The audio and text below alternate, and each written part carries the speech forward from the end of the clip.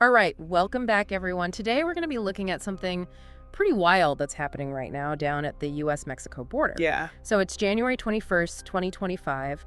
Trump is back in the White House, and he is already... Back with a bang. Oh, yeah. He hit the ground running on day one. He completely upended the entire immigration system, and Yeah. we've got a really, really interesting article here from the Texas Tribune, and they are down in Ciudad Juarez talking to migrants who are... Right there on the ground. Yeah, who are directly affected by all these changes. I mean, these people's lives have been... Credit flipped around. Yeah, like almost overnight. Yeah, in a snap. So we're going to take a deep dive into this article, kind of see what's going on, and try to figure out what it means for... For everybody. Yeah, for everybody. Mm-hmm. So one of the biggest things, I think that came out of day one, was that the CBP One app got shut down. Yep. Huge, huge. I mean, for those who might not know, this is the app that migrants have to use to schedule appointments, to even, like, start the whole process of requesting asylum. It's the first step. It's the first step. And the article talks about this woman, Margelis Tinoco Lopez, and she waited months for her appointment, sold everything she owned, traveled all the way to the border with her family, and... While she's standing there waiting, appointment gets canceled. Yeah, they just canceled it on her. Like, right there. I can't even imagine how crushing that must have been. It's devastating. I mean, can you imagine you do everything you're told, Right. you wait your turn, and then... And they pull the rug out from under you? Yeah, just like that. Gone.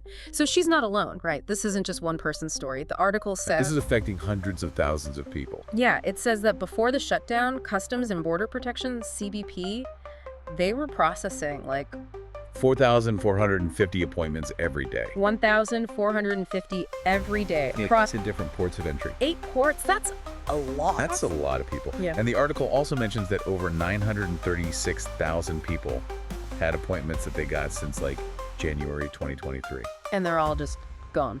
Gone. Yeah. Just like that.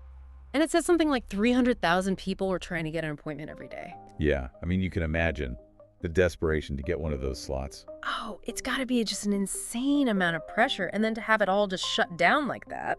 I mean, I can't even imagine the stress and just like not knowing what's going to happen. Right. It's like you finally see a light at the end of the tunnel and then... And then somebody slams the door. Yeah, and it really drives home this point that behind all these numbers and policies, there's... Real people. Yeah, real people. With real lives. Yeah, with hopes and dreams and... Family. Families, exactly. I mean, for a lot of these people, this was their only shot at a better life, you know, a chance to escape violence, poverty, and... And now they're just stuck. Yeah, with no idea what to do next. So back to Margelis' story for a second. The article does a really good job of like describing what happened, right? Like she gets there at 4 a.m, and then while she's waiting, she gets the email saying, nope, it's canceled. And then she just breaks down right there on the bridge. And I saw that video. Heartbreaking. I saw the video too. It went viral, right? The article says that video went viral. Which is scary for her, Yeah. you know? I mean, it makes her a target. Oh yeah, now she's even more vulnerable. Exactly. And her husband, Jose Loaiza, he's quoted in the article, and he talks about the emotional roller coaster they've been on, you know, Yeah. all that hope, and then bam, just dashed. yeah, it's tough. And there's another story that the article highlights, a guy named Jesse Palmera from Venezuela. Right. And he's just about to have his appointment, you know, and he's thinking about how he's finally going to be able to help his family send money back home. Nope. And then his dad calls him from Venezuela and tells him that It's all canceled. that's rough. That's tough, yeah. It makes you wonder about the long-term effect, you know, not just on these individuals, but on On everybody at the border. The psychological toll this is going to take. Yeah. Imagine that level of disappointment and uncertainty just hanging over you. It's got to be incredibly difficult to cope with. Absolutely. The article also talks about how the shelters in Juarez are overflowing. Yeah, they're already packed, right. And now there are even more people coming in with nowhere to go. right, and resources are already stretched thin. It's a dire situation. They mentioned one shelter in particular, run by Pastor Juan Fierro Garcia, and he's saying they're just completely overwhelmed. And it's only going to get worse. Yeah, I mean, this is just the beginning, right? Right, and it's not just about the CBP One shutdown either. Oh, right. Trump's assigned a whole bunch of other executive orders on his first day, too. Yeah, like trying to end birthright citizenship, declaring a border emergency. And halting refugee resettlement. It's a lot. It is a lot. I mean, it's like he's picking up right where he left off, you know? doubling down on those hardline immigration policies that he was known for in his first term. Yeah, no kidding. It's like a greatest hits of controversial immigration policies. Yeah. So what's the logic behind these policies? I mean, what's the rationale for ending birthright citizenship, for example? Well, the argument is that the 14th Amendment, which, grants citizenship to anyone born on U.S. soil, was never intended to apply to children of undocumented immigrants. Interesting. But isn't that a pretty, contested interpretation of the 14th Amendment? Oh, absolutely. Legal scholars have been debating this for years, and there's a ton of legal precedent upholding birthright citizenship as, a fundamental right. So can he even do that? Can he just change the interpretation of the 14th Amendment with an executive order? That's the big question, right? Yeah. I mean, a lot of legal experts think this is going to end up in the courts because they believe that trying to change the Constitution through an executive order is, Unconstitutional. yeah, it's probably not going to fly. But ultimately, it's up to the courts to decide. So basically, we're about to see a whole bunch of legal battles over these executive orders. Oh, yeah, this is just the beginning. The article mentions that the ACLU has already filed lawsuits challenging the birthright citizenship order and the CBP-1 shutdown. They're not wasting any time. Nope. Yeah. What are they arguing in these lawsuits? What's their main point? Basically, they're saying that these executive orders violate the 14th Amendment as well as domestic and international laws that are supposed to protect asylum seekers. Gotcha. So it's not just about U.S. law. It's about... International law as well. Yeah. There's this quote in the article from Alora Mukherjee, the director of Columbia Law School's Immigrants' Rights Clinic. Oh, I know her. She's great. She says, just because the president does it, it doesn't make it legal. It doesn't make it right. Powerful statement. Right? It's like a reminder that... Nobody's above the law. Exactly. Not even the president. Especially not the president. Okay, so let's shift gears a little bit and talk about what's happening on the ground in Texas.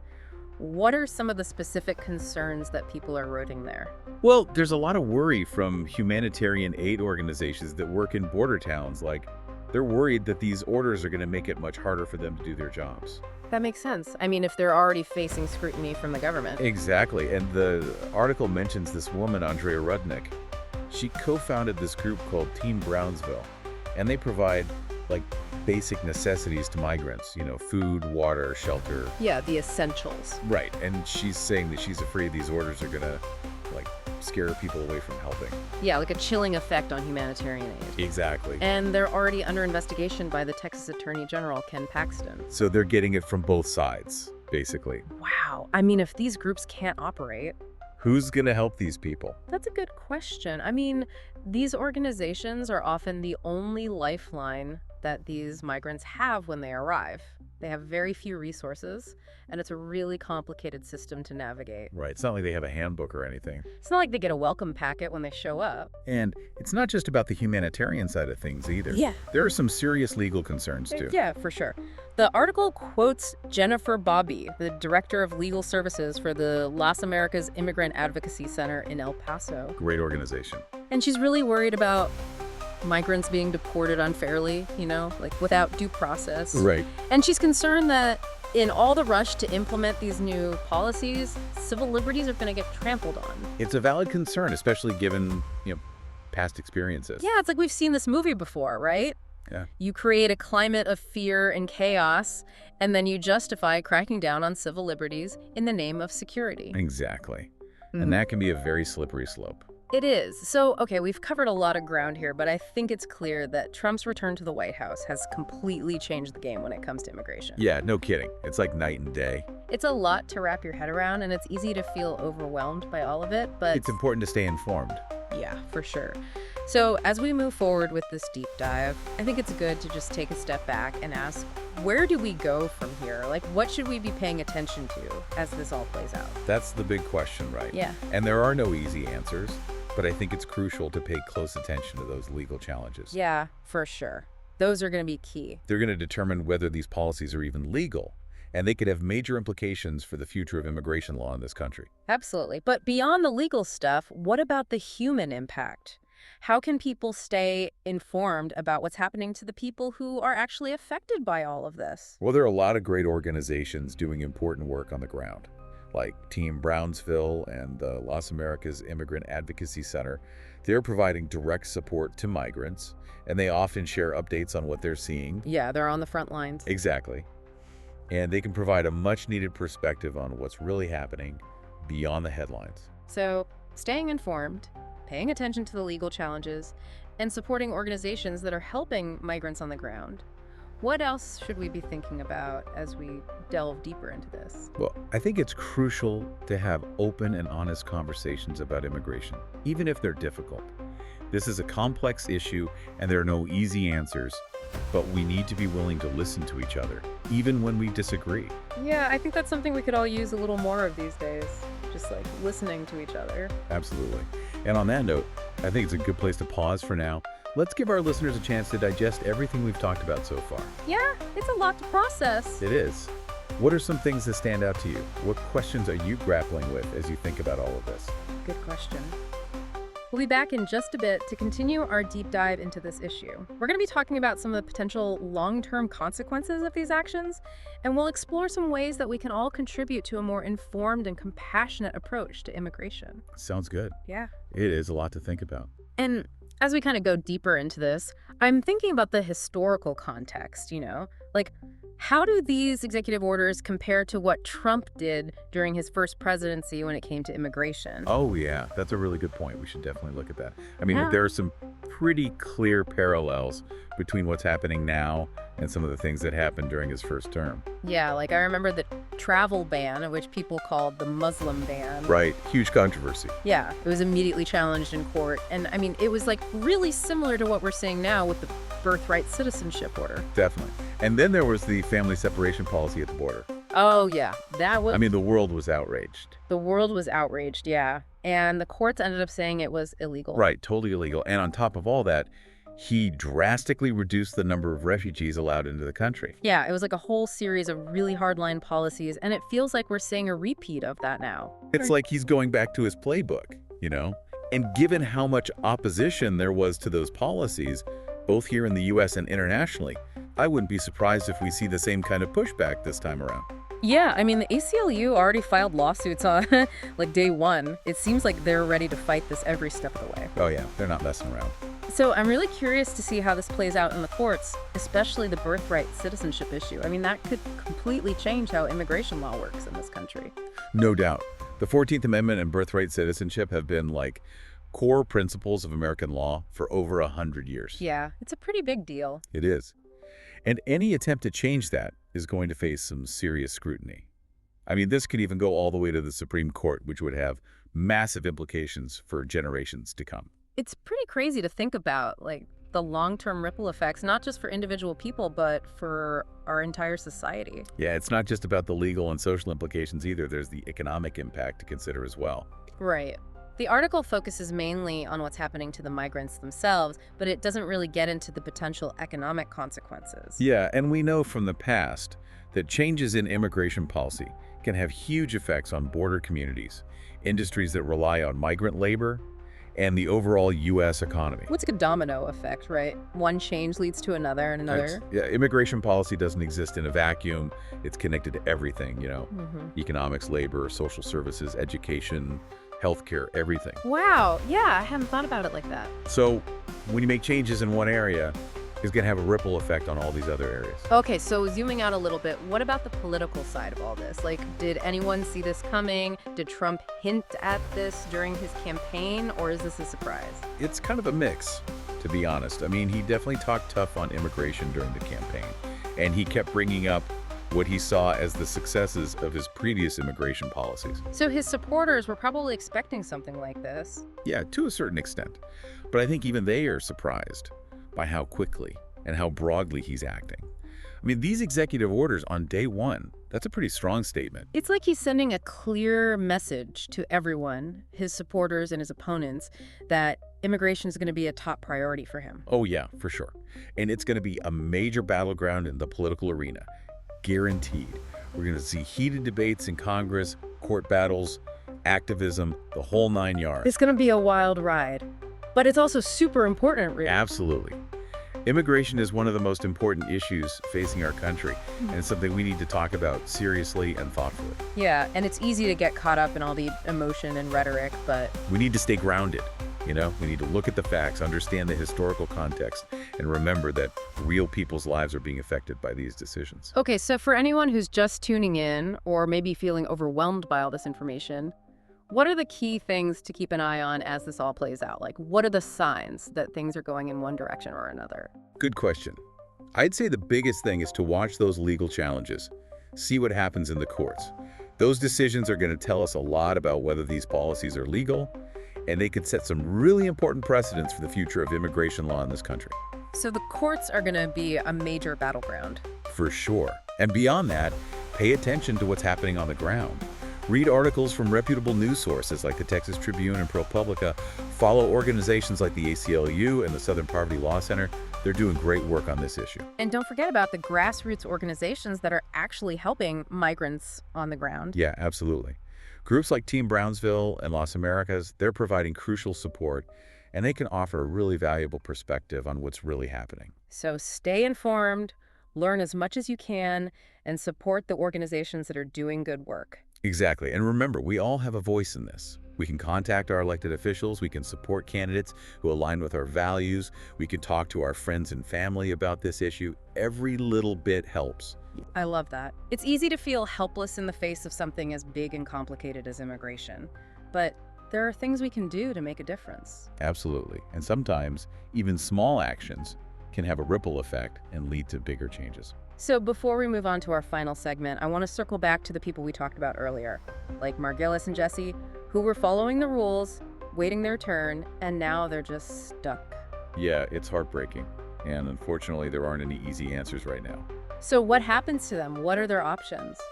Honestly, it's really uncertain right now. They're facing a ton of fear, a ton of uncertainty, and it's possible that they're going to run into legal hurdles that they just can't overcome. And all of this is happening because of decisions that were made in Washington, D.C. Exactly. It's a really stark reminder that these policies, these debates, they have real consequences for real people. And those consequences can be devastating. It's easy to forget that when you're talking about things in the abstract, but these are real people's lives we're talking about. And we need to remember that. We need to approach this issue with compassion and understanding and try to find solutions that are humane and just.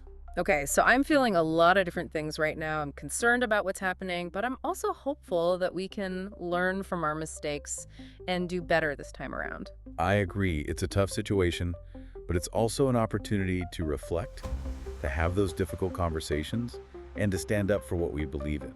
All right, so before we move on to our last segment, I want to leave our listeners with something to think about. We've been talking about what's happening at the border, but immigration affects all of us everywhere. Yeah, it's not just a border issue, it's an American issue. Exactly. It affects our schools, our workplaces, our communities, our entire society.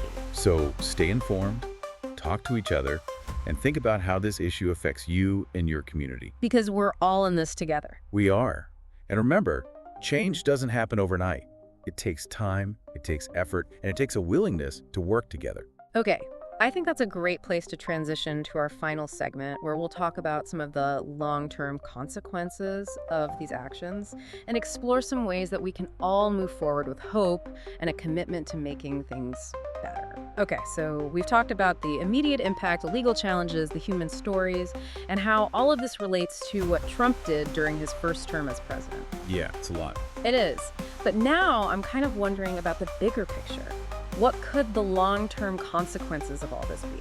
And I don't just mean for migrants, but for the entire U.S. That's the big question, isn't it? The million-dollar question. It is. And I keep thinking about that idea of the slippery slope, Like, if we're okay with eroding basic rights for some people, where does it end? Could this set a precedent that affects other groups down the line? It's a really valid concern. I mean, when you start carving out exceptions to fundamental rights based on immigration status, you have to wonder what's next. Right. It just seems like a dangerous path to go down. It is. And it's not just about legal principles either. It creates this atmosphere of fear and suspicion, not just among immigrant communities, but throughout society. Yeah, nobody feels safe when rights are being chipped away. Exactly.